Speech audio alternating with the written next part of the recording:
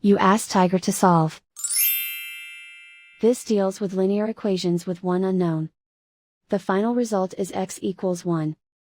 Let's solve it step by step. Simplify the expression. Expand the parentheses. Simplify the arithmetic. Expand the parentheses. Simplify the arithmetic. Expand the parentheses. Group like terms. Simplify the arithmetic. Group all constants on the right side of the equation. Add 6 to both sides.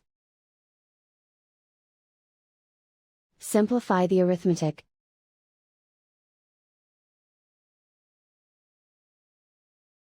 Isolate the x.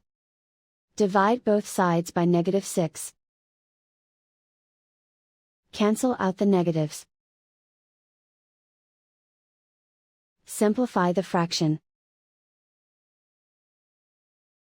Cancel out the negatives. Simplify the fraction. And so the final result is x equals 1.